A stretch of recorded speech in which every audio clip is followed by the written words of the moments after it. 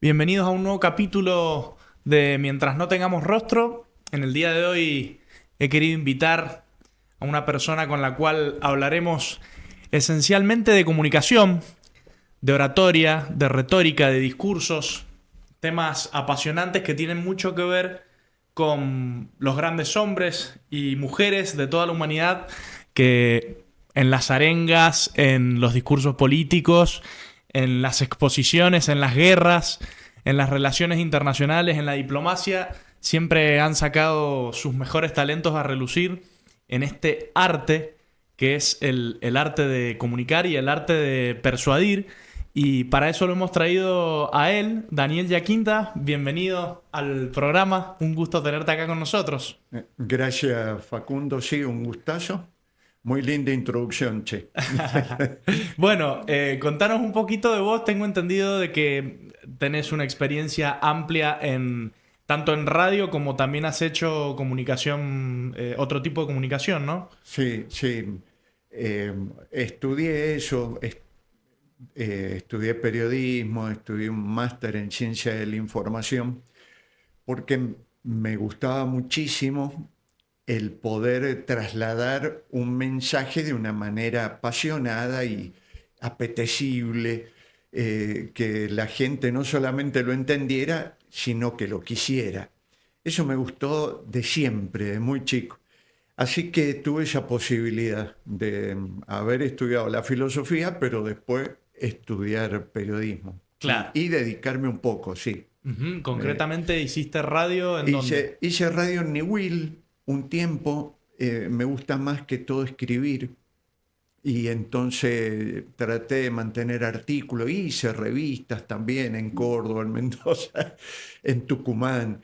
Traté de llevar adelante eso y ahora sigo escribiendo y escribir también la experiencia en libros, por ejemplo, de oratoria, ya que es uno de los motivos de esta charla.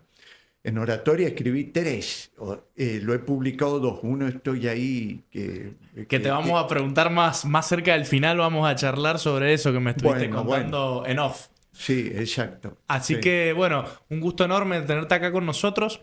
Un poco lo que yo te quería traer acá para que conversáramos tranquilos era este tema sobre los grandes oradores de la historia, como tema general a analizar, pero también me gustó por donde me dijiste en off que podíamos encararlo también, que es sobre todo, cómo se vincula todo con todo, ¿no? Es decir, no solo la oratoria, sino la retórica, la elocuencia, el contenido del mensaje, en esto que llamamos comunicar, que por otro lado ha cambiado muchísimo las formas, la forma de comunicar, cómo ha cambiado ni hablar en los últimos 5 años, ¿no? Donde proliferan canales de comunicación como este tipo donde nos Sí, encontramos hoy sí. y casi que se le ha decretado una muerte anunciada a la televisión, por lo menos por señal. No sé. Sí, entiendo. No, no hay concurrencia. No hay concurrencia. Es increíble.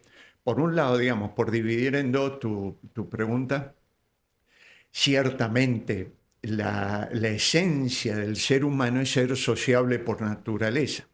La sociabilidad no se da sin comunere, sin comunicar, sin que o dos o más, pongan algo en común, munere, munificencia, municipalidad, bienes, ¿viste? Lo que uno pueda tener, ponerlo con el otro, desde la mamá con el bebé recién nacido, antes de nacer, ya patea, le toca y le canta a la madre, y el bebé le retribuye de alguna manera un estado afectivo que es una comunicación que planifica a la madre. Comunicación no verbal, diríamos, ¿no? Claro, claro, es que la comunicación es la palabra, porque la palabra es la manera en que el pensamiento se codifica, se arma para poder llegar de la misma manera en que vos lo sentís, lo entendés y lo has vivido, ponerlo igual en la cabeza del otro, en el corazón del otro y empujarlo a la vivencia. Los tres planos de la palabra. Pero la palabra no tiene por qué ser gramática. Si bien la lengua ciertamente tiene 4 columnas y la semántica de la palabra es fundamental, se estudia la historia de los pueblos por esa capacidad de ponerle el nombre a las cosas, y se va a decir que un pueblo es profundo, inteligente, los griegos, porque fueron capaces de llamar a las cosas por su nombre hasta definir la verdad. Aristóteles, la va a levantar pero en la definición, adequatio intellectu ad rem, adecuación de la cabeza a la cosa, y ponerle un nombre que se va a volver circunstancial en cuanto a lo que puede ser la composición sonora, y que no la necesita la composición sonora. Se puede llegar no solo por lo gestual, sino también por la empatía a poner el pensamiento en la mente del otro. Se necesita 100% un código, por eso los elementos del proceso comunicativo, que son los grandes problemas de hoy, el problema de hoy está dado en el código. Un chico dice manso loco y no es lo mismo que entiendo yo. Claro. Cuando digo manso este caballo, es increíble. El código es el problema de hoy. Ahí entro en la segunda parte, perdona a lo largo de la respuesta. Por favor. O sea, sustancialmente el ser humano necesita comunicar, hasta el colmo que le vamos a llamar enfermo por uno de los dos lados, porque no se comunica. O porque se comunica en exceso. O excesivamente, Claro. viste, todo acto humano, exceso y defecto. En todo acto humano se mete la pata por exceso o por defecto. Verborragia, logomaquia, 1000 maneras de hablar al cohete, diletancia el periodismo de hoy. Por eso está tan decadente. Dicen una terminología y no saben ni lo que es. O buscan la palabra que se usa en el momento y la tergiversan. Bueno, diletancia. Y por el otro lado, misóginos, misándricos, cerrados. Preguntale a un papá lo que es que un adolescente no te hable. Y se da ese problemita gravísimo hoy en día. La gente cerrada, la gente que tiene posturas de comunicación, pero que no se dan a sí mismos. Todos los grandes problemas psicológicos. Bueno, interesante. Sí, tremendo. Bueno, el triunfo de Viktor Frankl en la psicología, apartándose de Freud y de la neurociencia, fue porque entendió que había que escuchar al otro, aunque tergiversara la manera de hablar, tanto en el código como en el modo, como en el mensaje.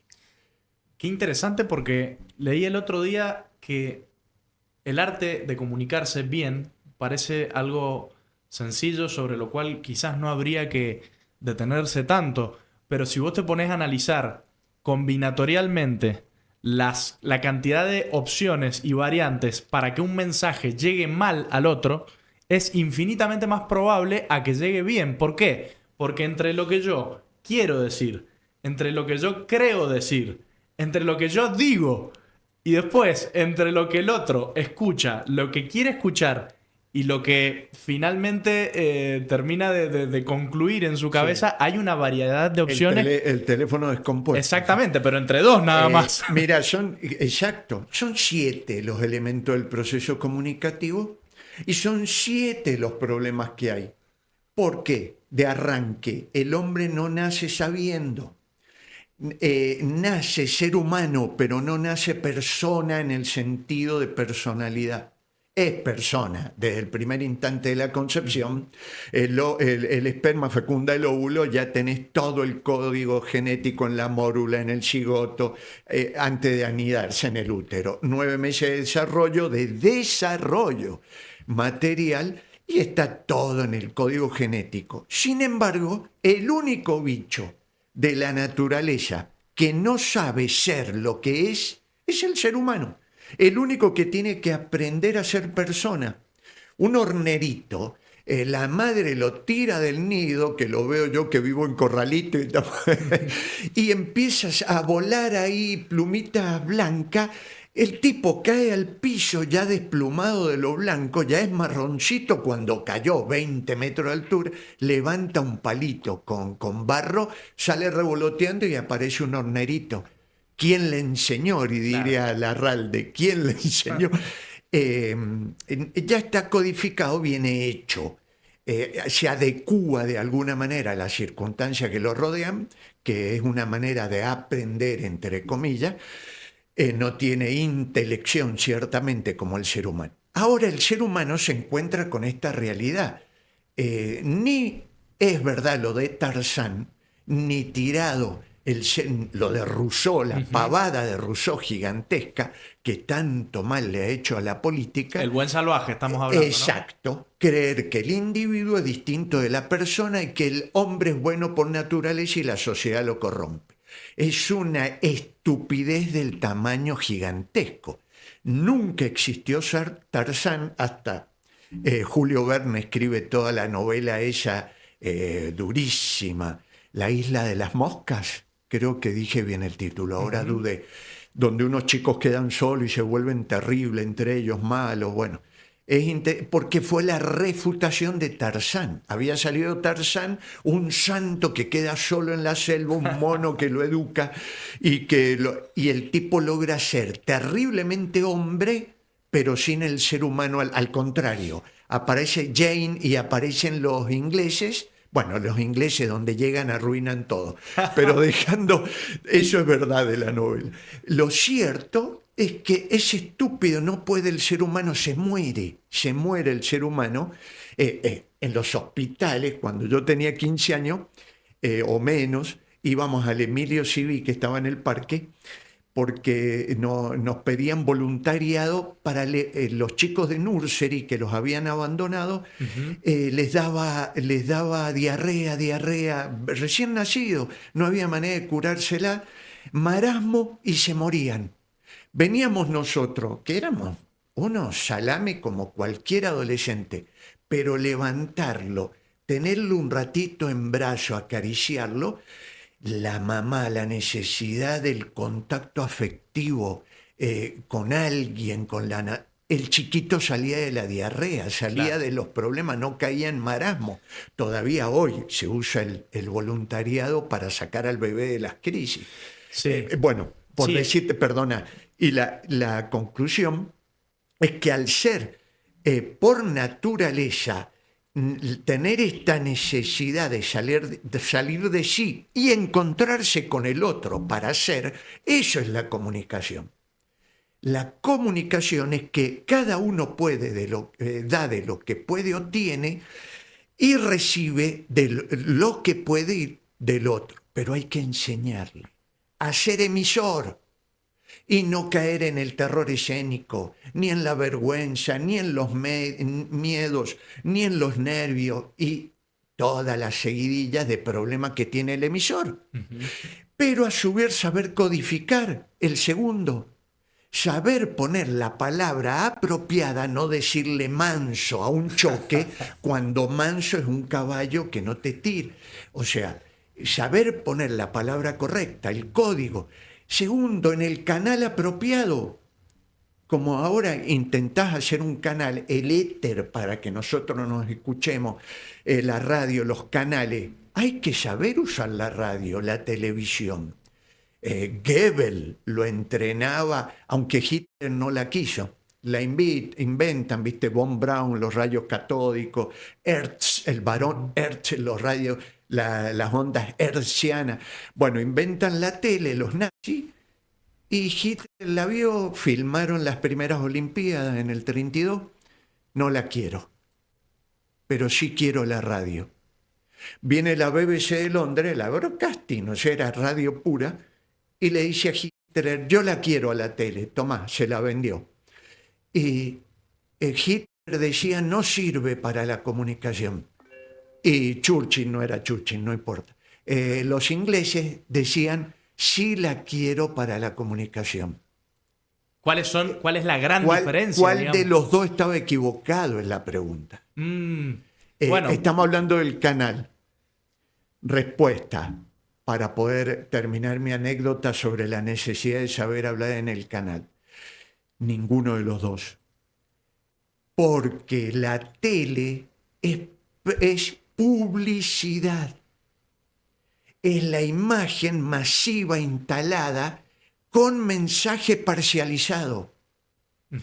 Y la radio, por eso Hitler la quería que todo alemán tuviera un auto, ¿viste? Famoso, sí. Por eso lo pone a Ferdinand Porsche a inventar, y quería que tuviera una radio, la radio a transistores chiquita que escuchara, porque el oído es lo que va a la cabeza. El mayor acto de pensamiento lo produce la palabra, por eso hay tanto problema con los sordos y no con los ciegos. Dice un escritor cristiano bastante conocido que la fe procede del escucha. École. Fides ex auditu, dice San Pablo. La fe entra por el oído. La fe entra y la imagen es equívoca, intrínsecamente anfibológica.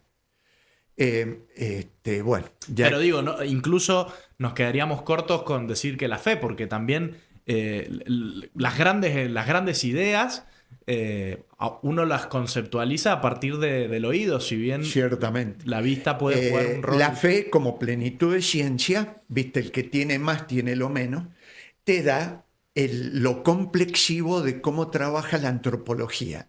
Si vos a la fe tenés que llegar por la iluminación, valga la palabra en el sentido metafísico, que le da la palabra a la cabeza a través del oído, ciertamente toda ciencia del orden metafísico, del orden técnico y del orden empírico procede de lo mismo. Por eso el autodidacta mete tanto la pata. Y el maestro, esta época que ha matado al maestro, le preguntan a los chicos quién es buen maestro y hacen encuestas para ver cuál es un buen profesor o no.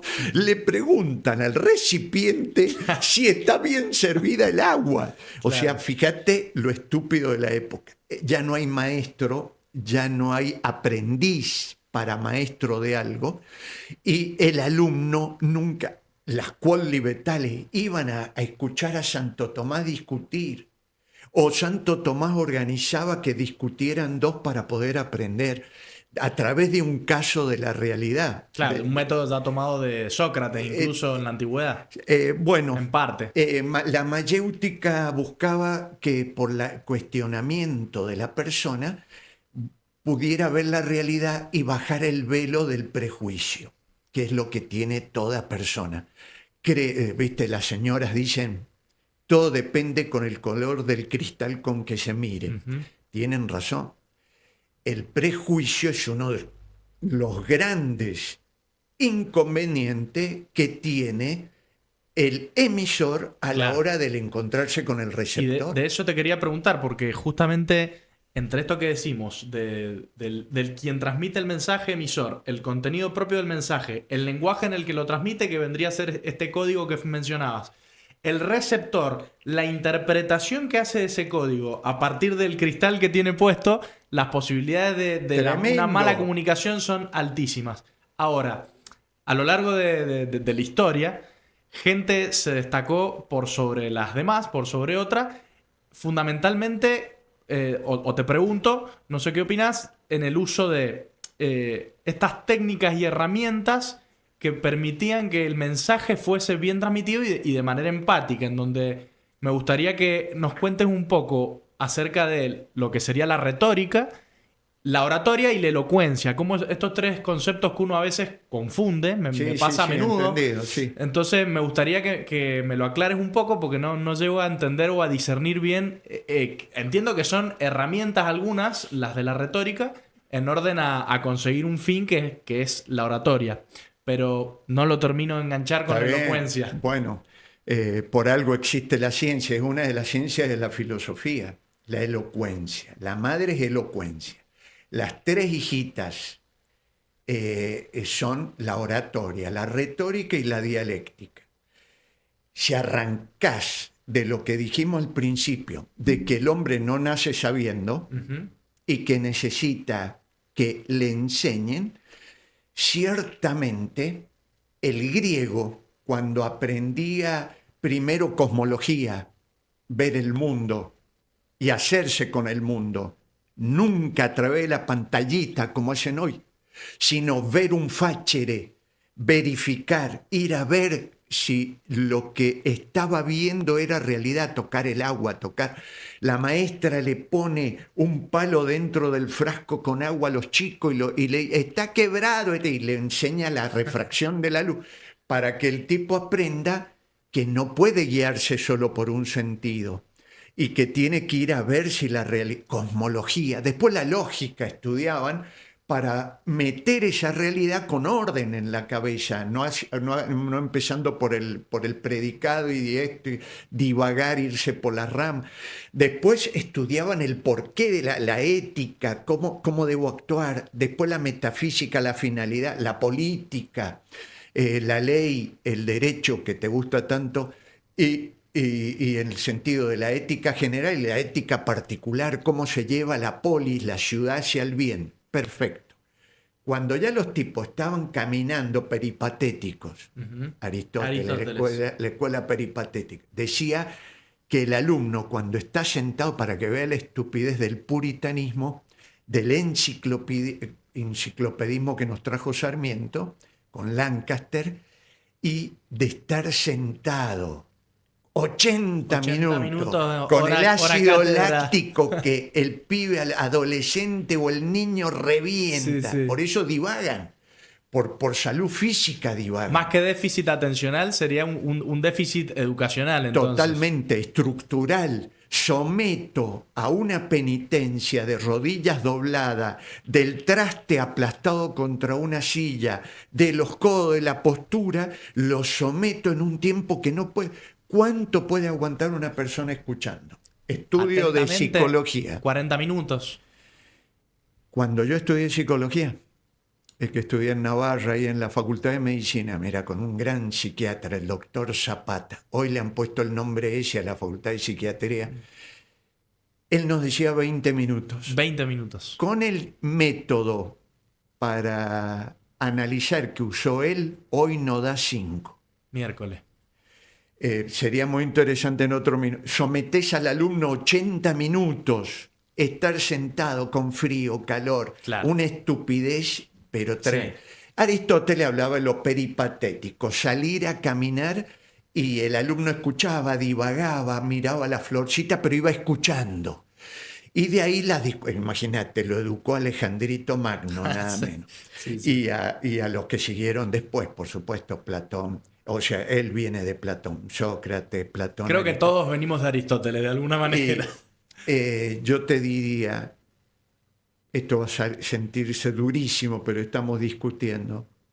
Lo sano de Occidente viene de Aristóteles. Lo enfermo de Occidente viene del enciclopedismo hegeliano, de la traición a la realidad. Aristóteles decía, la verdad existe y es la adecuación de mi cabeza a la realidad. Claro. Y Hegel, venido de Kant y de toda esta escuela y el enciclopedismo que lo llevó a la plenitud en el siglo de las luces, va a decir, ¿qué es la verdad? Todo es relativo. O en todo caso, como también dice felizmente Chesterton, es el loco o el insano, es aquel que en vez de querer introducir su cabeza en el cielo, y en el cielo se refiere a la realidad, es aquel que quiere meter todo el mundo en su cabeza. Y que le quepa. Este Chester, llegará un día que los cristianos tendremos que defender a espada que el color de las hojas de los árboles es verde. Bien, sigamos con esto de la retórica de la elocuencia hacia el fin. Bien, de alguna manera, para los oyentes más perspicaces que vos tenés, te darás cuenta que estamos haciendo oratoria. Estamos tratando por el modo y la dialéctica, el diálogo entre nosotros, explicar la praxis de la cuestión. Pero ciertamente los griegos, una vez que ya habían formado la cabeza de sus mejores, pensá en Demóstenes, y era tartamudo. Impresionante. Había que enseñarle a ponerse en el ágora abierto.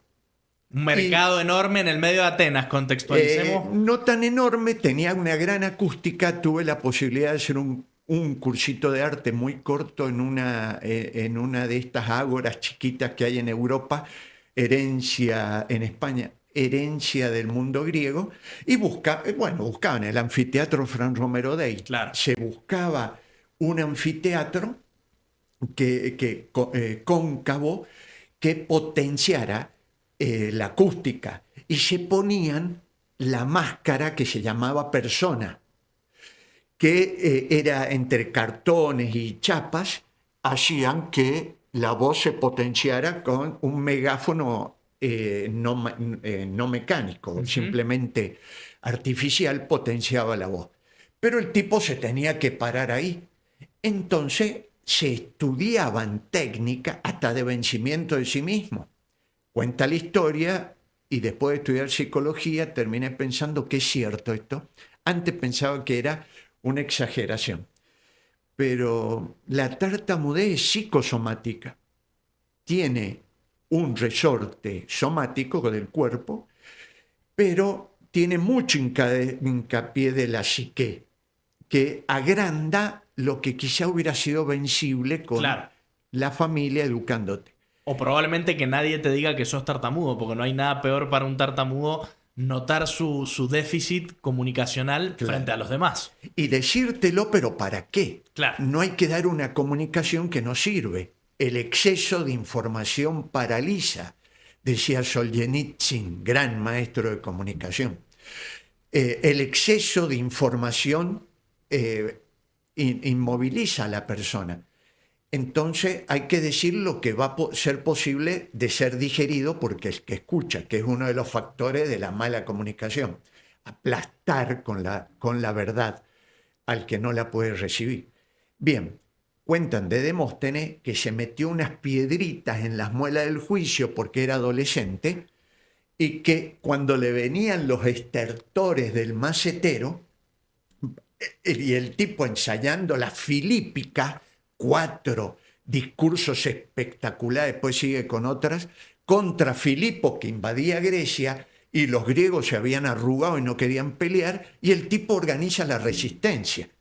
Filipo, con $1 millón, va a lograr conseguir cipayos, ¿viste? Claro. Castelli, que se subía al barco de Bereford para decirle dónde estaba el agua hirviendo en las invasiones inglesas.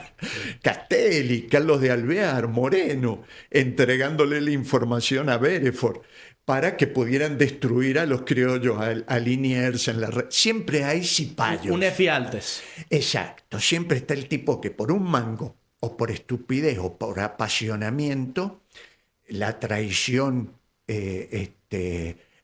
a los... En la guerra, no el Termópila, la otra. Bueno, ya la traición que le hacen en la defensa de Grecia. Uh-huh.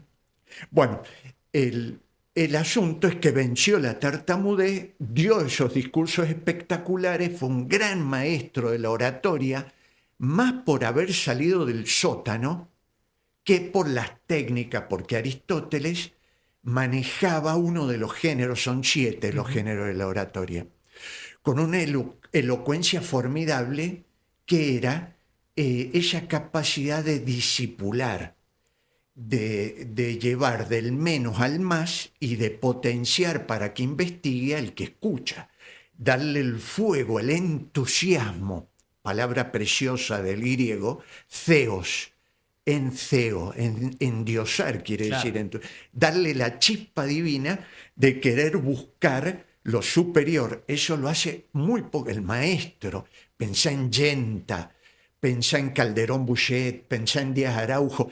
Fueron pocos los tipos, Abelardo Pitot, poco nombro los mendocinos, ¿no es cierto? Nos podemos ir a otro orden, el padre Escurra, tipos que rodeados por 10, 15 muchachos, de tal manera le contaban la realidad que los hacía salir corriendo a buscarla para ver si era cierto. O sea que vos dirías que es esencial, por lo menos en este arte de persuadir que llamamos simplísticamente y quizás oratoria, es esencial generar un cierto enardecimiento en el oyente, o depende del género del discurso, de lo que se quiere comunicar.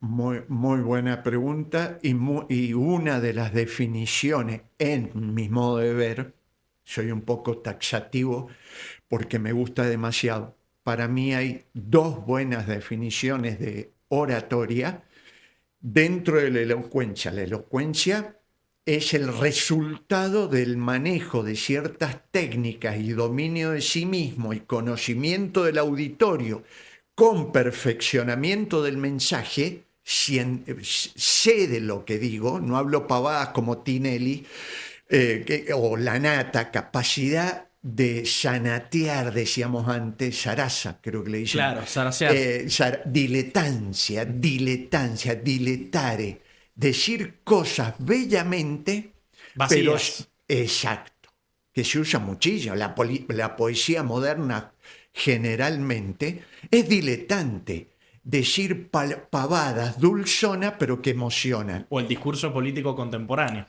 Ahí ya te fuiste a un orden mucho más peligroso. Ahí está la ideologización. Es peor que la diletancia. La ideologización es la capacidad de hacerle ver, viste a los caballos que le pone el lechero, Sí. le pone el tapa ahí los ojos para que no vea las cosas de los costados. El ideólogo es un mago que es capaz de levantar la cosa, hacerte creer que la puso en la mano, hacerte mirar arriba y sacar el conejo por atrás. Es el que te tergiversa la realidad, la cambia. Te cuento un aspecto. Viste que se estudia en la ley las circunstancias del acto humano. Ujú. El ideólogo es el tipo capaz de contarte un solo aspecto. Por ejemplo, ya que hablé tanto de los ingleses, este año se sacaron los documentos de la Segunda Guerra Mundial. Salió en el Infobae. Y salieron los de Churchill. Ujú. La carta tergiversando la situación política de América que le hace Churchill a Estados Unidos para que los servicios lo embalen al presidente a entrar en la guerra, porque decía esa guerra no es nuestra. No queremos ir a la Segunda Guerra. Miente Churchill, sale la carta, la podés ver en Infobae. Está, A Roosevelt lo engaña. lo engaña para que participe en la Segunda Guerra. Y le manda una carta a los japoneses dándole el punto exacto de Pearl Harbor. También engañando con respecto a la cuestión. Bueno, esto se llama la ideologización, que no es lo mismo que la doctrina. El maestro intenta llevar a la realidad. Y en la misma manera en que lleva a la realidad, cualquier error que tenga el maestro, el alumno tiene las herramientas para zafarlo. Es muy conocido este error de Platón cuando educaba al adolescente Aristóteles, de decirle que las palabras tenían que adecuarse a una idea que estaba en otro mundo, el mundo de las ideas. Y que en la caverna nos tenían contra la pared todos los mitos. Y Aristóteles le dice que no, que las cosas, si yo digo silla o micrófono, es porque hay una cosa que, a la que le saco la esencia, dejo los accidentes y me quedo con la palabra micrófono. La diga en griego, en inglés, en castellano, porque el código no hace a la esencia, sino la palabra que tengo en mi cabeza. La voy a codificar según el idioma.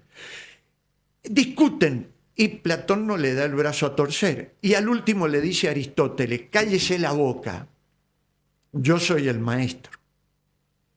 Y Aristóteles le contesta en la traducción latina, amicus Plato, sed amicissimus veritatis. Soy amigo de Platón, pero más amigo de la verdad. Muchísimo más amigo de la verdad. ¿Qué es lo que muestra el cuadro del fresco de la Escuela de Atenas en el Vaticano? Sí, de Rafael, cómo discuten ellos dos, ¿no? Platón señalando hacia arriba y Aristóteles en las cosas.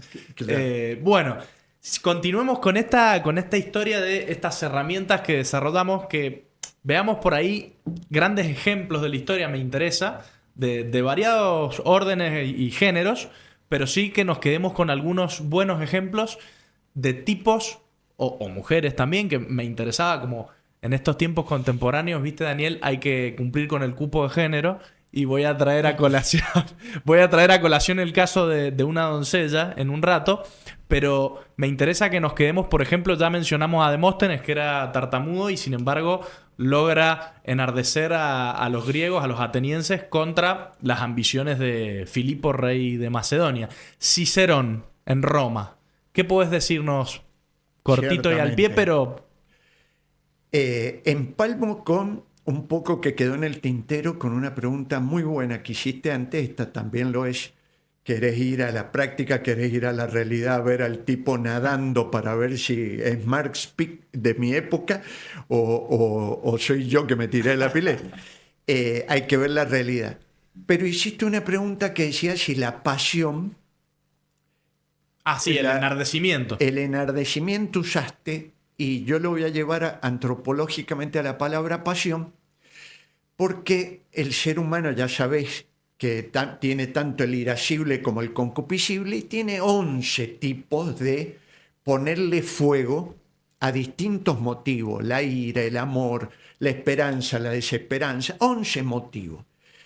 Por tanto, si pertenece a la naturaleza humana el pensar, pero habiendo partido de los sentidos, habiendo levantado la realidad, meterla en una memoria, verla con la imaginación dentro de uno, con un fantasmata que se armó tal cual, crear conceptos en la cabeza y armar argumentos para después sentir que no es lo mismo probar vinagre que probar miel. Se establece un sentimiento. No es lo mismo comer un bizcochuelo cuando eras chiquito y tu madre te daba un beso y te pasaba un bizcochuelo y te queda grabado ese tipo de bizcochuelo para toda la vida, o un perfume, o estuviste en un lugar especial. La memoria sensitiva. Se te graban esos 5 sentidos externos a fuego. Te establece la pasión de haberlo vivido, te establece un sentimiento.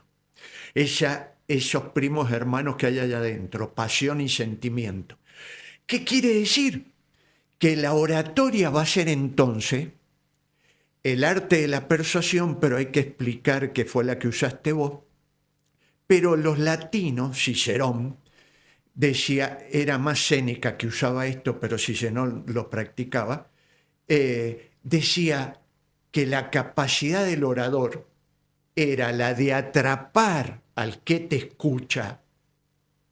Atrapar, porque si el pibito está subido a un pino y vos tenés la mejor vacuna del mundo, te la podés guardar en el freezer, la vacuna. El pibito está... Primero lo tenés que bajar del pino. Cautivarlo. Cautivarlo, bueno, acepto. La cautivación es un acto complexivo de todo el mensaje oratorial. Queda cautivado San Mateo con Cristo cuando él le clava los ojos, le mira las monedas y la usurería que está haciendo ahí y le dice, Mateo, sígueme. Nos vamos a meter con Jesús de Nazaret al final. Bueno. Pero interesante este concepto de hay que generar cierta atracción que por cómo lo describís, sí. que para empezar me siento cautivado en este momento, así que venimos bien. Mirá vos. Pero digo, hay un cierto especie de una atracción cuasi romántica, diría uno, hacia el modo de comunicar no del le orador. tengas miedo. El ser humano no es como dice el puritanismo, Freud. Viste que Freud habla de los 3 cuerpos, abajo la libido, el tánato, en el medio el yo fabricado y arriba el super yo que te crea. No. El ser humano no son compartimentos estancos. Es complexivo, trabaja en unidad. Alma, corazón y cuerpo. Totalmente. Por eso los refranes, tener cabeza de hielo, brazos sí. de hierro y corazón de fuego. Los refranes antiguos son sabiduría. Y vas a ver un tipo enfermo, psicológicamente, cuando le pasen 2 cosas. Cuando no se ría sobre todo de sí mismo, clave en oratoria, el El sentido humor. del humor. El humor, humus, tierra, haber captado que sos. El que no ha sido capaz de reírse de sí mismo no le puede hablar a nadie, ni a sus hijos. El que se toma en serio y se ofende, palabra estúpida, se ofende el bobo. La persona alta hace, como dice la madre a la nena chiquita, mira de quién viene, hija, Claro. cuando le dicen fea. La cuestión es que el ser humano es una unidad donde el segundo aspecto de una enfermedad psicológica va a ser estar disgregado.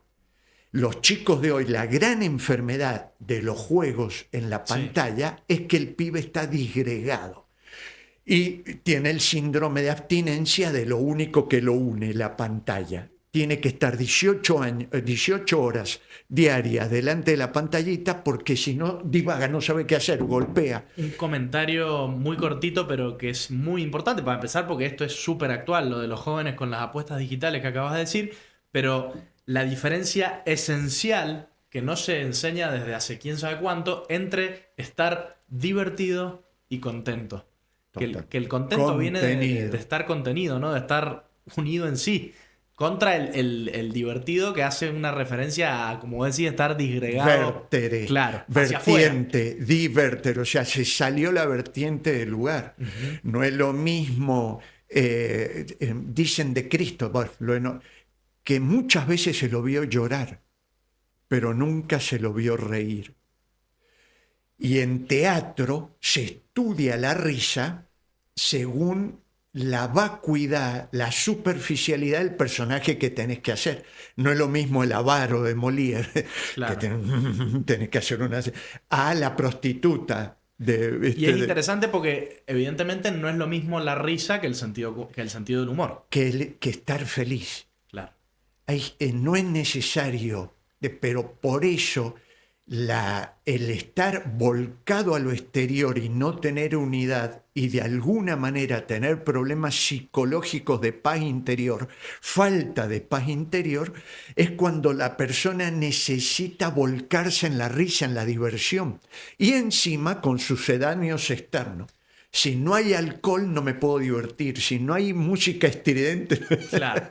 Recapitulemos entonces, vemos la unidad. Demóstenes, Cicerón, que nos da otra definición de lo que podría ser la oratoria, que me gustó muchísimo también, y vamos teniendo en cuenta estos elementos como que es indispensable el sentido del humor, estar contenido y no disgregado, enardecer o enamorar de alguna forma a la audiencia.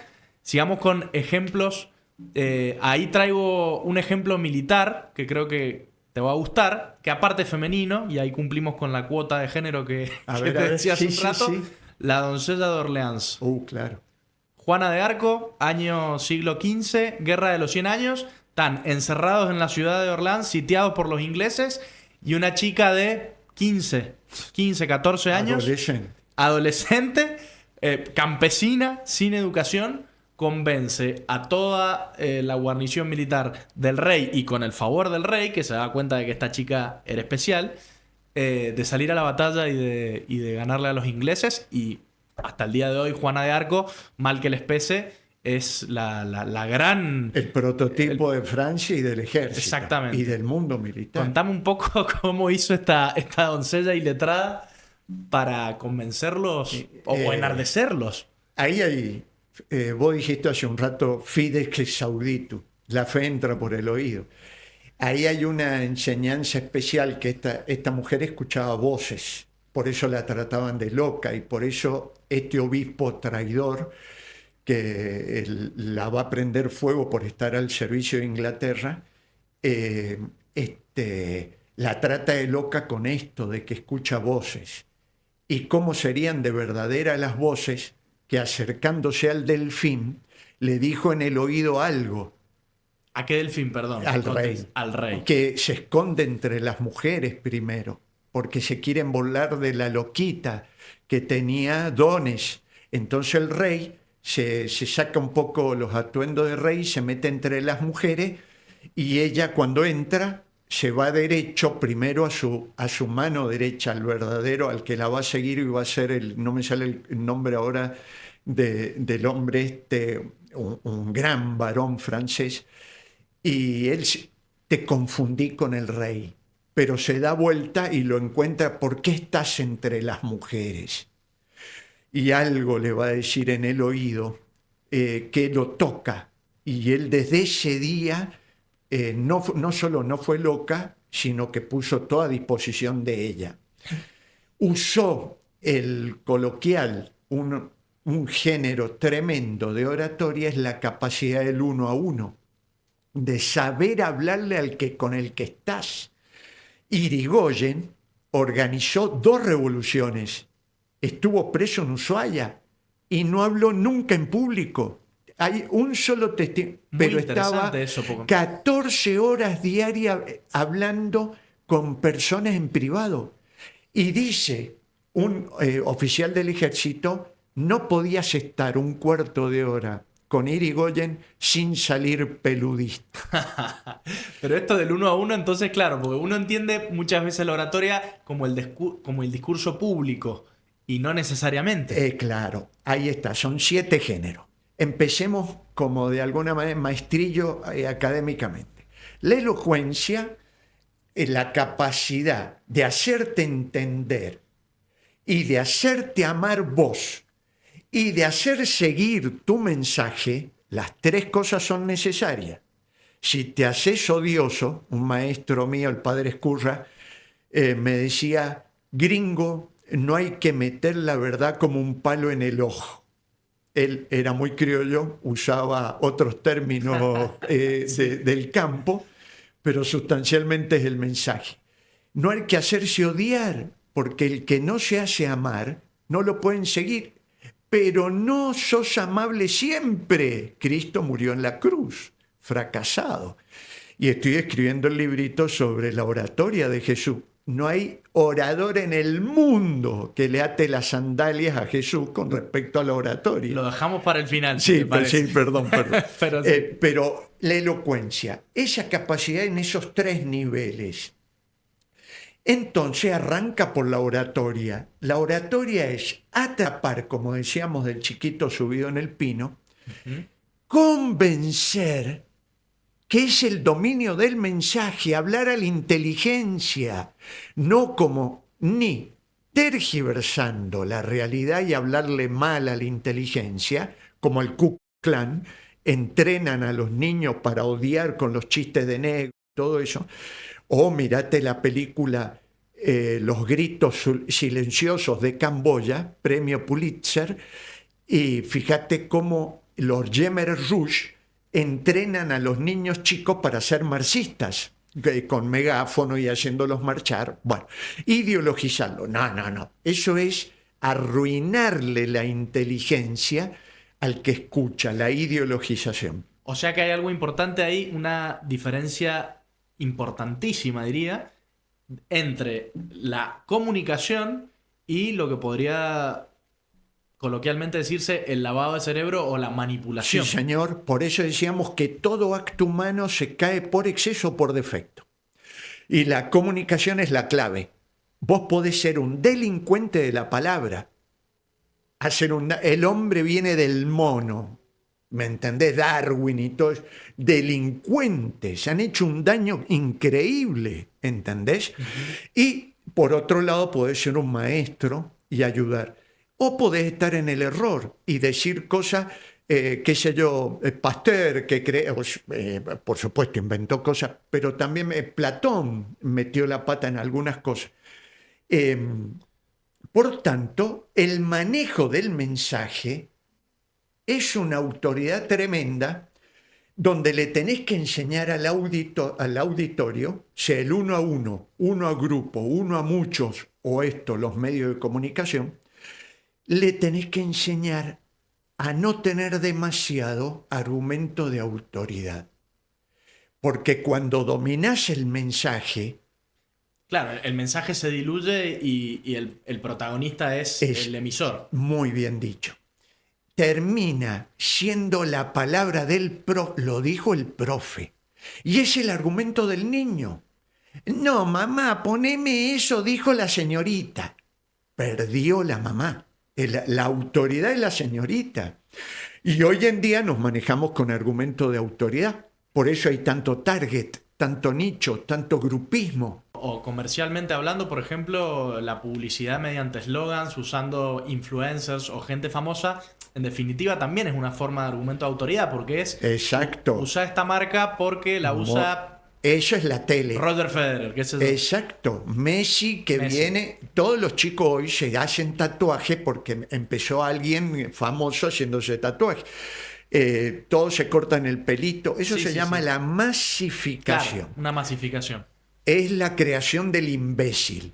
Que no es el antiarquetipo, me parece, ¿no? Si bien yo Exacto. lo adoro a Messi, lo amo, Ah. pero todos lo amamos. Maradona. Maradona. A mi generación. Exactamente, Maradona o Messi son de alguna forma modelos, pero no son arquetipos. Exacto. Y creo que da para una discusión muchísimo más profunda. No, es que es muy clarito. En el oficio, imagínate, Jack el Destripador. ¿Te suena? Sí, sí. Bueno, ¿lo agarraron? No. 150 mujeres, la saben la cantidad porque encontraron pedacito en un aljibe de 170 metros, metido ahí porque el tipo era cirujano. Claro. Bin Laden era ingeniero en sistema. Goebbels, doctor en comunicación. Dejémonos de embromar. El dominio de una ciencia empírica no te cualifica como persona. Vos podés ser abogado y delincuente, podés ser cirujano y asesino. Y acá hay una consecuencia importante. Vos se puede disociar, pero no en un mal sentido de la palabra, sino aclarando los términos, entre el arte de persuadir y la moralidad. No, imposible. Se puede manipular, manipulare. Yo manipulo el vaso, manipulo la virome, correcto. Con la mano uso un elemento material. Si yo manipulo las personas, porque aprendí marketing de Goebbels o de la Madison Avenue, y descubro que la imagen en sí misma es anfibológica y que la persona se parcializa, ve una película y es el chico al que le dan la pena de muerte es precioso, ¿te acordás? La pena de muerte. No, aunque no estés conmigo, con Champagne y Susan Sarandon. Como él es hermoso, ella también una monja que le lleva la Biblia y qué sé yo, salen de la película. Qué mal la pena de muerte, qué mal. Perdóname la anécdota, la termino, te usé mucho, soy profesor de oratoria. Pero ven Pena de Muerte con Sandra Bullock, el negro, excelente actor. Ay, no me acuerdo. Denzel Washington. Vos sabés que dudo, no te voy a decir sí a ninguno porque dudé. Donde es una negrita de 9 años que va caminando por el bosque, 3 skinheads le agarran la cuelgan de un árbol, le tiran lata, que termina diciendo, a eso hay que matar. Los mismos que vieron, aunque no estés conmigo, diciendo no a la pena de muerte, no, ven esta otra. Bueno, es que es el poder de la comunicación eso. No. De la manipulación, si querés. No, el poder de la imagen. De la imagen, claro. La iconosfera no es el mundo de la logosfera. Bien, pero se puede usar como medio a veces. No. O sea que, por ejemplo, el cine... La televisión sería, pero metámonos con el cine que me interesa más. Dale. El cine no podría servir como medio de comunicación. Sí, el receptor tiene capacidad de verificar, ver un fachere, ir a ver si es verdad. Lo que empáticamente, emocionalmente, estéticamente y con un gran relato visual le presentó la película, entonces te digo sí. Claro. Ahí se volvió el receptor, no el emisor. Ahora somos nosotros los que estamos tratando de mandar una comunicación. Claro. Que nos escuchen, nos vean, lamentablemente nos vean, pero que nos escuchen. Pero el cine y la imagen es esencialmente anfibológica. Déjame que te haga Sí. una pruebita. Dale. Vas por la calle. Sí. Esto es un caso de derecho. Se estudia en la ley, en derecho, posiblemente lo sacás de taquito. Pero Igual yo soy ingeniero civil, mis hermanos son abogados. abogado, te tenía abogado. Pero yo soy ingeniero, pero vamos a hacer lo que podamos, dale. No, tremendo. Ingeniero civil es muy importante para esto, mira vos. Vas caminando por la calle, ves un muchacho delante tuyo, Sí. lo mirás por cualquier motivo que lo estás mirando. Viste, mirar y ver esa distinción. Sí. Y el muchacho se frena en un kiosco, llama, vos seguís mirando la escena y pasando. Y no hay nadie, golpea las manos, no sale nadie. Se agarra 4 chocolates de los carísimos, 4 atados de cigarrillo y se va. Califica la acción. ¿Qué hizo? Robó. Era el hijo del kiosquero. Está bueno. ¿Entendés? ¿Y para qué aplaudió? Vos sabés, problema de él, llamar al padre para que le diera los chocolates que Claro. tenía que llevar al kiosco de enfrente. Sí, hay como un entorno en donde el receptor o quien mira la imagen Parcializó, porque son 11 circunstancias del acto humano. Claro, y no tenemos... Viste que en inglés decimos what, where, why. Sí, todos los modos de estar. Exacto. Es interesante. ¿Por qué le metés un juicio? A ver, es como la señorita cuando ponían antes, cuando las maestras Sí. se mataban por educar al pibe. Contra el sistema, me metieron el amor a Malvinas, a pesar del sistema que había. Estoy hablando de 60 años atrás. Y ponían el palito en el vaso para que el pibe no se guiara por la vista para hacer un juicio. Juicio es el acto de la inteligencia, no el acto de un sentido. Bien, entonces el receptor, con los elementos de los cuales dispone, tiene que hacer un juicio sobre el mensaje que le llega, un juicio de verosimilitud, si se quiere.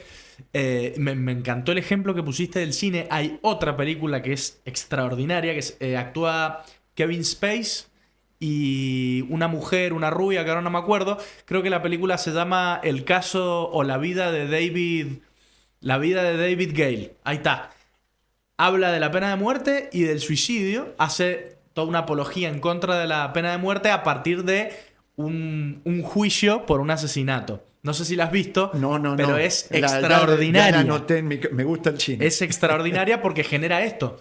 Genera una opinión en el espectador que cuando sale de ver la película, las emociones le juegan, por supuesto, entonces condicionan su juicio. Pero sigamos acá en el tiempo. Mirá lo que dijiste. Sí, te condiciona. Las emociones le juegan, por eso le condiciona el juicio. Claro. Es gravísimo lo que dijiste. El apasionamiento enturbia. No es lo mismo matar en caso de apasionamiento que matar fríamente. Sí. Disminuye la pena cuando vos estás caliente. Hay un condicionamiento.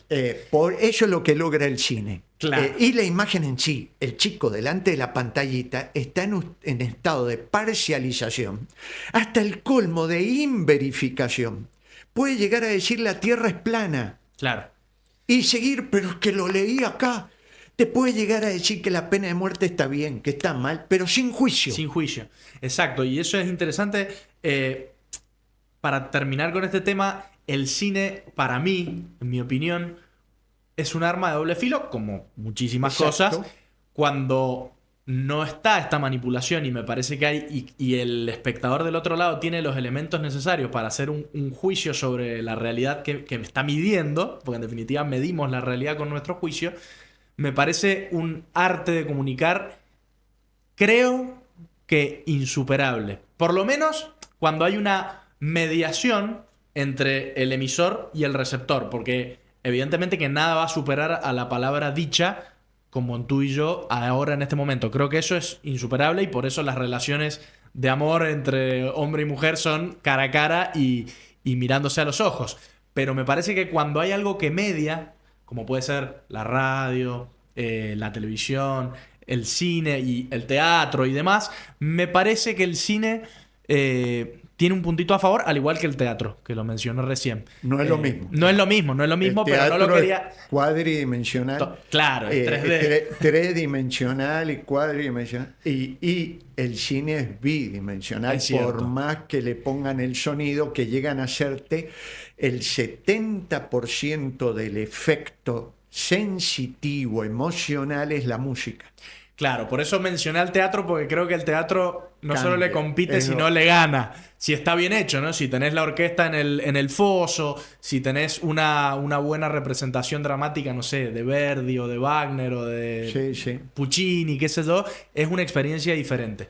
Te quería llevar al siglo XX, donde hay varios grandes oradores, en mi entender, y preguntarte por Martin Luther King concretamente, porque la verdad que estuve repasando y el discurso que da en el Lincoln Memorial, ahí delante de 250.000 personas que habían venido de todos los rincones de Estados Unidos, dicen que lo tenía recontra perfeccionado, pulido, entrenado, y uno escucha el discurso y por lo menos de lo que estuve mirando y estudiando para esto, me voló la cabeza.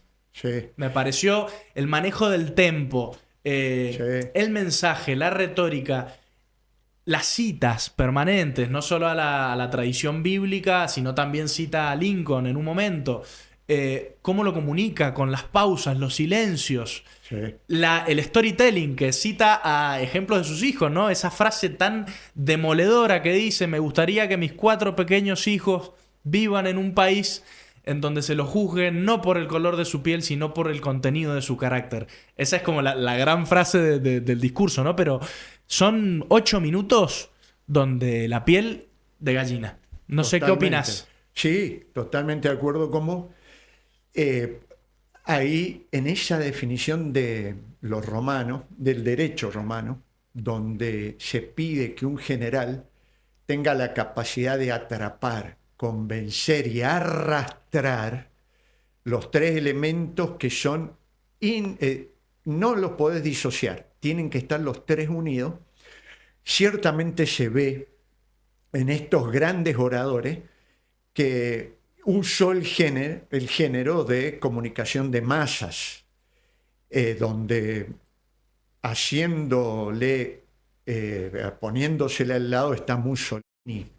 Tendrías que ver lo que está más cerca de nuestro idioma, se lo puede entender y seguir, y maneja también los tiempos.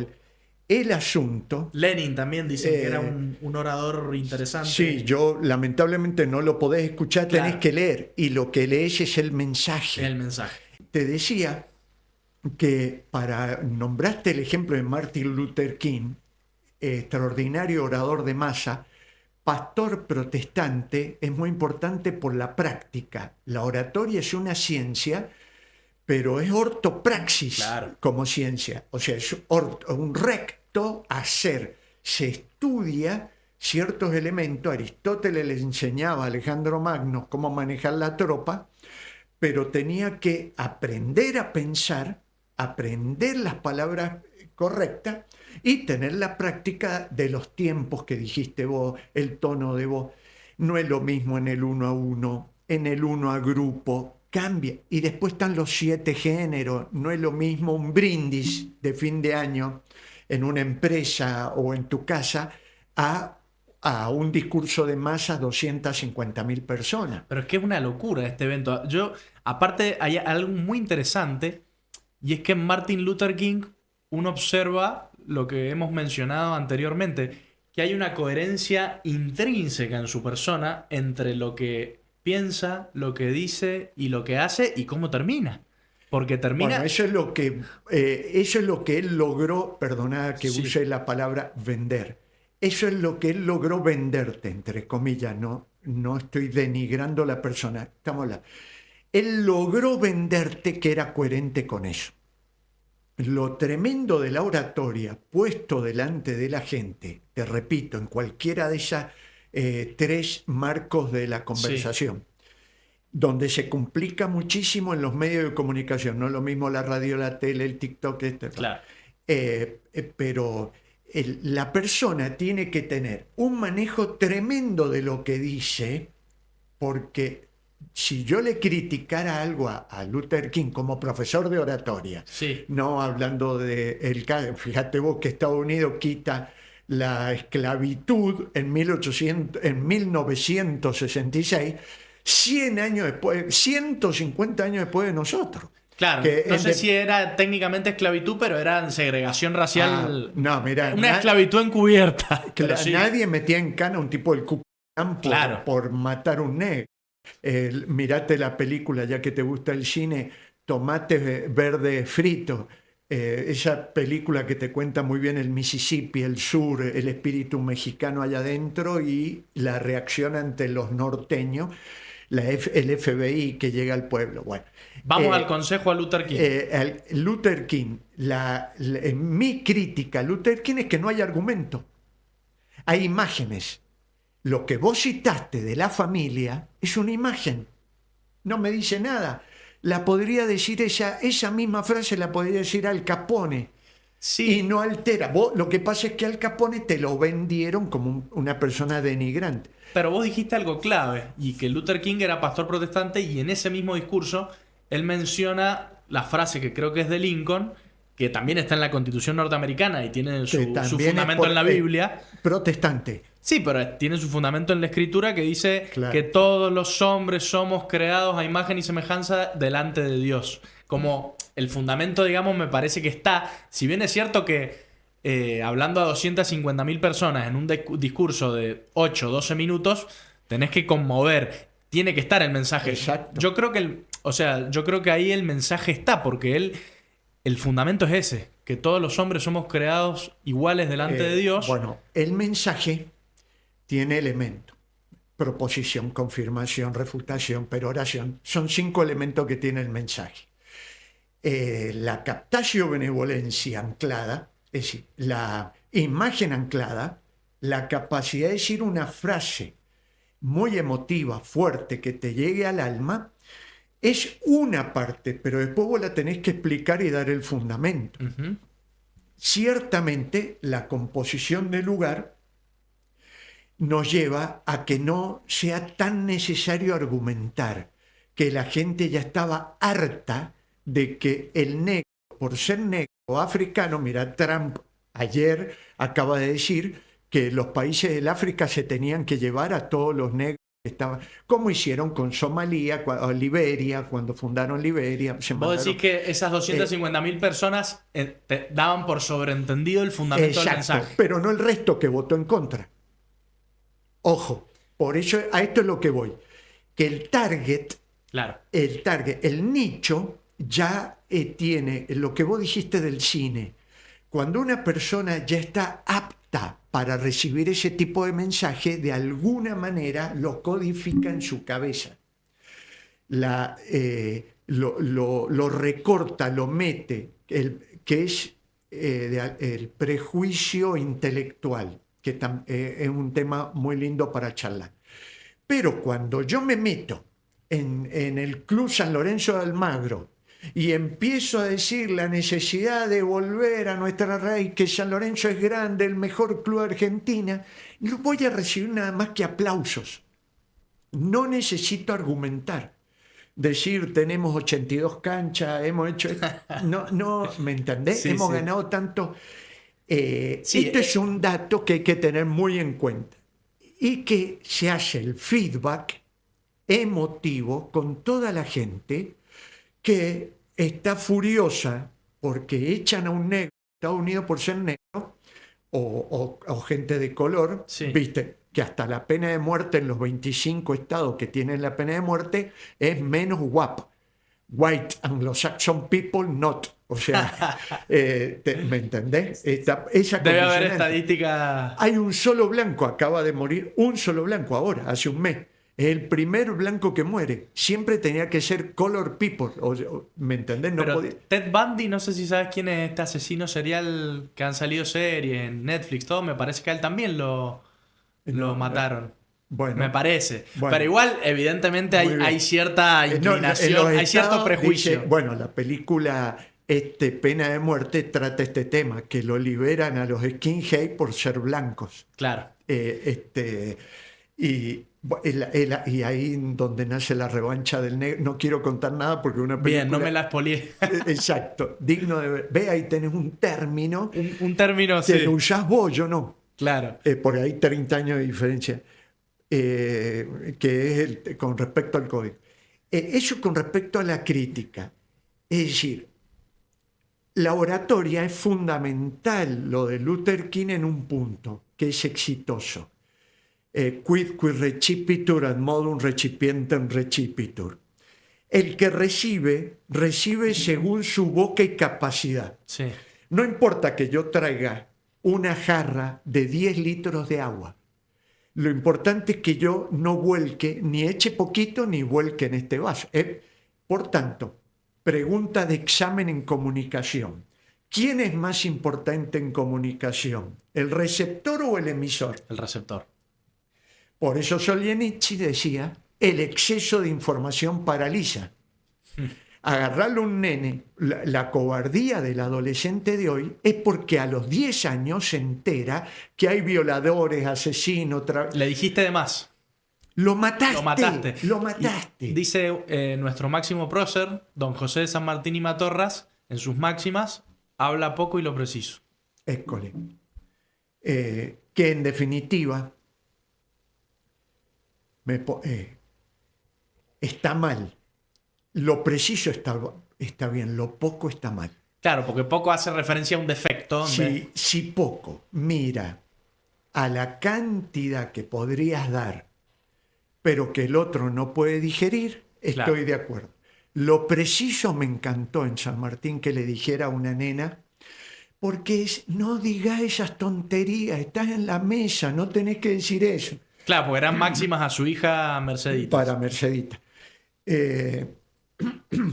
Es decir, es más importante adecuar los 7 elementos del proceso comunicativo al receptor que la inteligencia. ¿Por qué la inteligencia artificial? Toma agua, tranquilo. Aspecto, permiso. Sí, toma tranquilo. Me quedan 2 ejemplos para ver, así que tranquilo, pero contame de la IA. Te bajé algo de Luther King, no del discurso concreto, sino de la connotación del discurso. Se entiende el contexto. Pero vos, es más importante tener en cuenta quién le decís que lo que decís. Cuánto decís, por qué lo decís. Todas las circunstancias que motivan al emisor se canalizan en la aguja del receptor. Por eso, la frase es esa, hay que decirlo, hay que ser auténtico. Es una estupidez. Sí. El auténtico es el tipo que dice lo que piensa y siente. Y capaz que le hace daño al hijo diciéndole eso. Byung-Chul Han, que es un filósofo surcoreano, no sé si lo conoces, pero habla mucho de este término autenticidad en el mundo contemporáneo y lo vincula con la pornografía. Claro. Con la pornografía del mostrarse desnudo frente a todos, la ausencia de intimidad, la ausencia de privacidad, vomitar todo sin el más mínimo filtro. De ahí la crítica a la autenticidad que haces, me parece. Exacto, excelente, me encantó el ejemplo, porque la virtud que maneja al ser humano en sociedad es el pudor. Y la prudencia. La prudencia maneja las 50 ramas con las cuales vos te conectás. Sí. ¿Viste? Está allá arriba, maneja todo. Hasta esta comunicación la maneja la prudencia. Sos un imprudente, mirá lo que dijiste. No, quiero decir esto. Para vos es imprudente. Para mí decir que Sarmiento arruinó con la educación argentina, lo digo, lo reafirmo y lo argumento con la persona que quisiera charlarlo. Armaremos un debate en otra ocasión porque me parece súper interesante. Y por supuesto, hasta donde me den el nivel de discutir una cosa así. Pero bueno, una través de la vida. ¿Me entendés? Para mí es prudente decirlo, quizás para vos no. Pero después, los zapatos, no sé qué ejemplo poner, con los cuales caminás en la vida social se llama el pudor. Claro. El pudor es la guarda del misterio. Exacto. Hay un misterio del yo, tanto en lo que es y ha vivido, como en su cuerpo, como en la manera de ser. Por eso la persona impudorosa auténtica es una persona que choca, que hace daño. Bueno, te lo súper recomiendo este libro, se llama La desaparición de los rituales, de este filósofo Byung-Chul Repetime el Han. nombre. Byung-Chul Han. Después te lo paso, pero Sí, vale sí, la pena porque sí. habla mucho de esto. De la comunicación también, como uno con todo esto comunica. Quería llevarte a 2 casos más, en realidad 2 y un bonus track. El bonus track espero que lo hayas visto, pero primero me voy a quedar con el caso de Steve Jobs. No sé si sabes, Sí, tiene un una poco. fama de comunicador importante. Para mí es un muy buen comunicador. Tiene un discurso en la Universidad de Stanford a los egresados. No sé si lo has podido ver, Creo que sí. pero es impactante el discurso en sí. No, a diferencia de Luther King, por ejemplo, no tiene un gran uso de la palabra, ni elegancia, ni tanta fluidez, pero hace dulce de leche con el storytelling. El tipo cuenta un discurso de 15 minutos en donde lo centra en 3 historias personales de él. Claro. Y cómo impacta eso en los chicos. Es un discurso egresado en donde lo primero que dice es: yo dejé la facultad, así que no soy egresado. Después habla de conectar los puntos de la vida de uno que van hacia adelante. Él dice: los puntos de la vida de uno se pueden conectar cuando uno mira hacia atrás nada más, no cuando uno está mirando hacia adelante. Haciendo referencia Muy a bueno. que lo que nos pasa en la vida y lo que, en nuestro entender, la providencia de Dios también va dictaminando, lo entendés adelante cuando mirás hacia atrás. Claro. Cuando ves hacia adelante, dice Steve Jobs, no tenés ningún motivo incorrecto para no seguir a tu corazón. Más allá de lo sensiblero que puede sonar, en el contexto en que lo dice Claro. y con las historias que cuenta, tiene mucho sentido.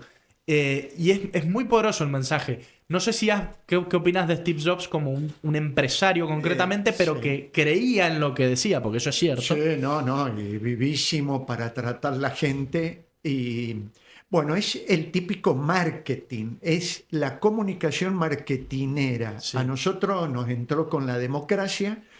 Recién la conocimos, pero es una cosa que viene de Goebbels y que se afincó en Estados Unidos. Estados Unidos, lo que después de la Segunda Guerra Mundial, lo que más quería de los nazis era ese mamotreto de Goebbels donde le enseñó comunicación a Hitler y que está en los Smithsonian, en Washington, que se conserva el original.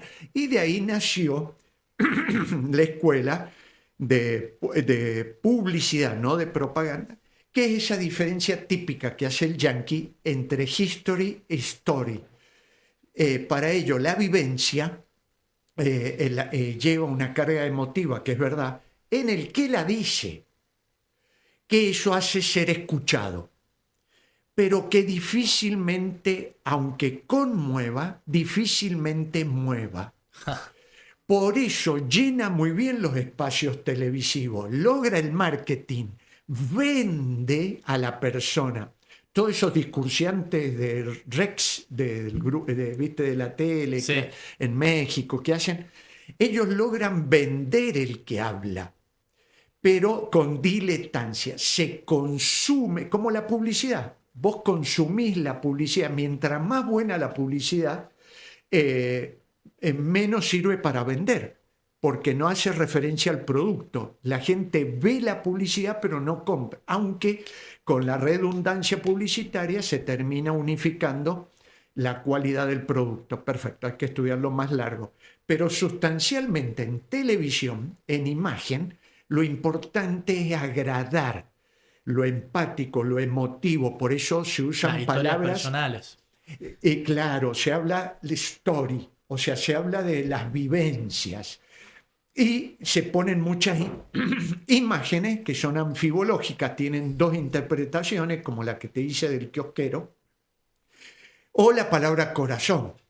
Si vos corazón lo hablás en el mundo de Occidente, a los cristianos es el centro de la persona, es el corazón de Cristo, del corazón es donde salen las ideas y de donde está la templanza para llevarla a cabo y la fortaleza.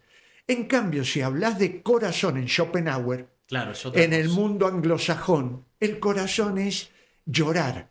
Si no lloro, no te amo.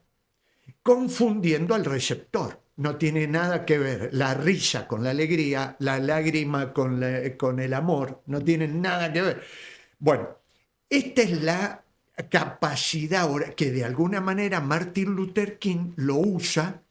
Ojo, él sabe hablar. Emisor, olvídate ahora la capacidad del mensaje. El mensaje falla en falta de argumentación. No es que el país, y es falso, totalmente falso, política y filosóficamente, no es el país el que te persigue, el país no existe, es una entidad geográfica, el pueblo no existe. Y es un recurso que usa, claramente. Una imagen, claro, anfibológica, es el Ku Klux Klan, es el mundo, está el grupo. En un momento habla del gobernador de Alabama, me acuerdo. Perfecto. Ahí le pone rostro. Exacto, bajalo concreto. La gran capacidad masiva y televisiva es siempre ser equívoco. Es tomar el concepto, poner el sujeto universal y el predicado particular. Los jóvenes usan jean. Uh-huh. Los jóvenes, a ver, tráeme los jóvenes acá adentro. O sea, vos sos joven y no estás de jean. Claro. Los jóvenes no existe. Claro. Es un verbo mental, es un universal. Uh-huh. La gran capacidad de la ideologización es quitar la lógica. Lo primero que se saca en el sistema educativo es que el chico lea y que el chico estudie lo que entiende, no que lee. Dicen hoy, lee bien, pero ¿entendió? Claro. Bueno, este sería las dos caras. Ojo, el Job que nombraste, hablando en la tele y hablando en lo masivo, ocupa el genérico, el anfibológico, que es sustancialmente emocional. Claro. Muy distinto a lo radial, donde tenés que pasar, o a lo logosférico, tenés que pasar al argumento. Decir, el negro tiene el mismo derecho que el blanco, pero lo tenés que probar. Uh-huh. Nos estamos de a poco quedando sin tiempo y tenemos que analizar en lo que creo que cualquier periodista o estudiante de letras o filósofo o comunicador en general estaría de acuerdo, y es que Jesús de Nazaret ha sido el mejor orador, el mejor retor, el más elocuente de toda la historia universal, con gran diferencia. Un poquito te digo lo que pienso y después me interesa que vos te explayes todo lo que quieras, porque estás escribiendo un libro sobre la ortodoxia, la oratoria en Jesús de Nazaret. Y cuando uno ve el testimonio de gente que se acerca a la religión cristiana o puntualmente se convierte, como pueden ser... Me interesa sobre todo los pensadores que saben escribir y saben hablar, como puede ser un Chesterton, un Lewis también. La forma en la que analizan los evangelios, concretamente, los deja... Albino Luciani, perdón, ¿no? Pero el Papa Juan Pablo I, antes de ser Papa, escribe un libro, que no sé si lo conoces, que se llama Ilustrísimos Señores. Es un libro hermosísimo, en donde él lo que hace es cartearse, se manda cartas y recibe cartas con personajes imaginarios de la historia. Entonces habla con, no sé, con Séneca, con Platón, con Aristóteles. Castellani tiene esto mucho. Claro, bueno, es un recurso hermoso. Y entre otros habla con Guillermo Marconi. Y también el último capítulo se llama Escribo temblando. Y es una carta que Albino Luciani le manda a Jesús. Y bueno, queda ahí el libro. Qué bueno. Pero tomando lo de Albino Luciani, que dice Escribo temblando, creo que toda persona que hace comunicación, y toda persona en general, que se enfrenta al Jesús de Nazaret que te presentan los evangelios, se queda temblando.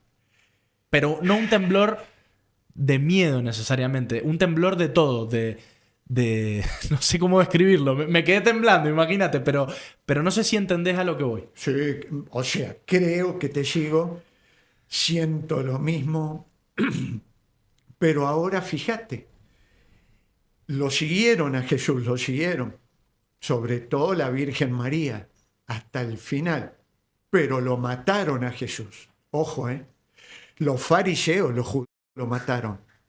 Ellos fueron a engañar a Pilato, a presionarlo, y después le pagaron a los soldados para que dijeran que se lo habían robado de la tumba y no lo que ellos vieron que resucitó. Ujú.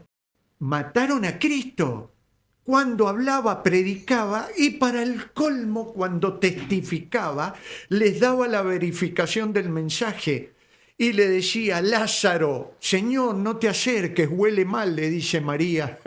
Huele mal. El único signo infalible de muerte es la putrefacción. Y a pesar de que le habían puesto perfumes a Lázaro y lo habían envuelto y metido en el hueco, salió como un gusano: Lázaro, sal fuera. Vieron los fariseos eso y dijeron: matemos también a Lázaro, porque le lleva mucha gente a Jesús. Y después vino Renan. Por supuesto me salté 1700 años, Sí. pero es para decirte que lee los evangelios como vos, que quedaste temblando, o como los que citaste, Chesterton, que se convierte a través de su mujer, Franz, y leyendo y escuchando los evangelios y conociendo a un curita simplón al que le va a dedicar las novelas policiales, el padre Brown.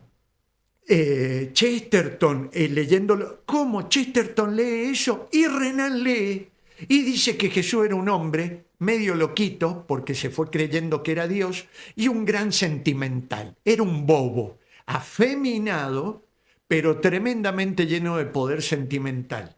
Renan, teólogo de primera línea, en el sentido de estar allá arriba en las universidades, pero ideologizando y diciendo pavada, tergiversando los evangelios. Y de este lado, es decir, epa. Dos cosas: la oratoria es infalible, la elocuencia, si lo vamos a calificar a nuestro Señor como un gran orador, un gran retórico que era capaz de vestir. En un momento dado lo rodean las turbas, como a Martin Luther King, y se da cuenta que no puede hablar de allá abajo, aunque medía 1,80 m. Y entonces le hace acercar la barca a Pedro. Mirá que vivo en la parafernalia, muy vivo. Y se sube a la barca para estar más alto. Y tenía los meturgemanes, tipos por él que lo seguían, que cuando él hablaba y la voz llegaba a 40 metros, los tipos repetían lo que había dicho él, megáfonos antropomórficos, y que iban repitiendo lo que nuestro Señor decía. Escupen el piso para curar un ciego cuando era Dios, y dijo: Lázaro, ven fuera, o curó la lepra, y vayan y báñense, y curaba. ¿Y por qué hace barro? Parafernalia.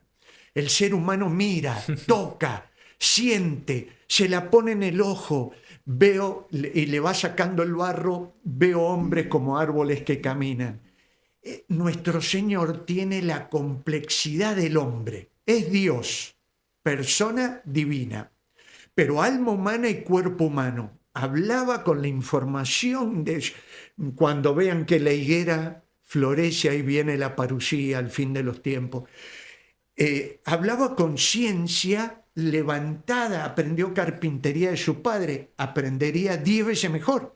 Me da la impresión de que, bueno, no me da la impresión, creo que es así, de que Jesús usa todos los recursos al mismo tiempo y bien, y en su justa medida. Analizándolo como propiamente veníamos analizando al resto de los personajes, me quedo con 3 elementos. Uno es esto de lo simbólico, que lo utiliza permanentemente, lo simbólico y lo ritual, como por ejemplo esto de el barro que hizo para limpiar los ojos del ciego, o tantos otros cuando le manda en la piscina de Siloé, que manda al tullido, creo que es tullido, que se meta en la piscina de Siloé. Y otro elemento crucial, diría central, son las parábolas. Claro. La parábola como una especie de storytelling, pero es muy interesante porque Jesús nunca cuenta una historia propia personal, como decíamos de Steve Jobs. Él siempre Exacto. habla de historias de terceros, asequibles para todo el mundo, que guardan una profunda enseñanza. En 5 minutos da una parábola que se discute por los siguientes 2000 años y la gente sigue analizando y a la gente la sigue conmoviendo. Él habla 100% de él todo el tiempo, desde la encarnación hasta la cruz y resurrección. Y después, cuando se aparece los 40 días, 100% habla de él, pero con buen gusto. Y veladamente muchas veces. Veladamente, hasta que se lo puede decir cara a cara que él es Dios. Claro. Veladamente porque lo va llevando en el proceso pedagógico, el paso a paso, que dirían los grandes entrenadores de fútbol. La capacidad pedagógica de no tener al receptor preparado y tener que irlo dando vuelta ese vaso, lavándolo, capaz que estaba lleno de prejuicio, como Bartolomé, Nicodemo, que se viene a la noche, ¿cómo puedo nacer de nuevo si ya soy viejo? Sí. Lleno de prejuicio, es como echar un vino bueno en un vaso donde todavía tiene yogur. Es decir, hay que lavar, sacar ese yogur, preparar el auditorio, preparar la tierra, él mismo lo va diciendo. Y mira, la palabra se hizo carne, el verbo se hizo carne, el logos eterno suena gracias a que le da la voz la Santísima Virgen y logra hacerse escuchar. Y empieza a hablar con una elocuencia impresionante, logrando a judíos que, a pesar de que había 5 grupos, uno solo era profundamente religioso, los anahuim, los otros, los saduceos, los fariseos y todo esto, los herodianos, todos eran temporalistas, inmanentistas, diríamos hoy sionistas. Querían que el precursor, el Mesías, le hiciera el reino temporal. Tenés ese contexto, sacando un grupito, los anahuim, el pequeño rebaño, muy poquito. El resto no entendía nada. El resto lo miraba a Jesús con bronca, porque ¿cómo vas a venir así vestido? ¿Cómo no vas a tener dónde vivir? ¿Cómo no vivir en un palacio? ¿Cómo no organizar las armas? Tenemos que echar al invasor. Sionista en el sentido de chauvinista, en el sentido de sacarse encima a los romanos. No distinguían la patria de la patria celestial. Uh-huh. El diálogo con Pilatos, que va a tener nuestro Señor después. Y por el otro lado lo tenés a los paganos, a los romanos metidos, adorando al emperador.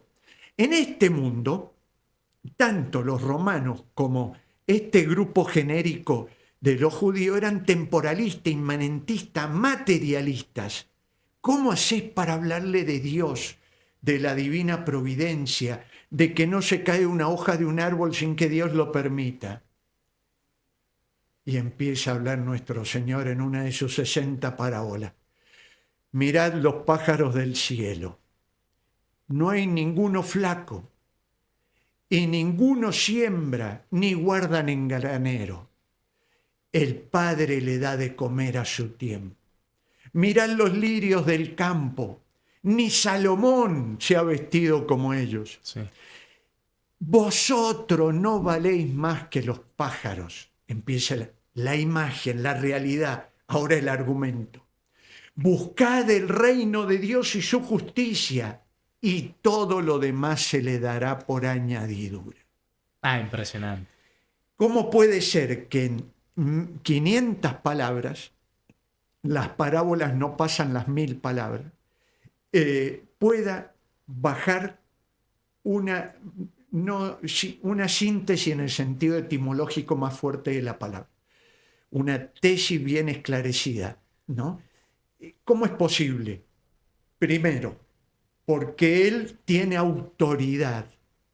Él no le tiene miedo a la gente, ni miedo a nada. Cuando tenga que discutir dialéctica, hasta los va a tratar de hijos de prostitutas. Sí, o raza de víboras, exacto, sepulcros blanqueados y otras imágenes muy fuertes. Seguro, y que buscan matar, y se tiene que esconder en el templo porque no ha llegado mi hora. O sea, sabía perfectamente que lo querían matar. Y sabe cómo, y le explica a los apóstoles cómo lo van a matar. Que cómo, cruz, si sos judío. En la cruz mueren los paganos. Es decir, autoridad en este sentido, un gran pudor, capacidad de darse a sí mismo sin golpearte el buen gusto, la capacidad de entendimiento, una inteligencia impresionante para armarte el argumento. La fuerza de la palabra oportuna llamando a las cosas por su nombre. Lo que sale del corazón del hombre es lo que lo daña, como las letrinas. Compara al corazón del ser humano con las letrinas. Llama la cosa. Hoy estamos en la época de castidad auditiva. Claro, nadie puede hablar No libremente. digas una mala palabra. Una mala palabra es un delito que te meten en cana. ¿Entendés? Sí. Y lo tremendo y lo más importante es que prueba lo que dice. ¿Cuál es la diferencia del politiquero? No del político. El político es un oficio muy noble, que es llevar a la ciudad el bien común. El politiquero es el que trata de llevar a su partido, la partitocracia, a su grupo, el beneficio del todo. Todo para beneficiarme a mí.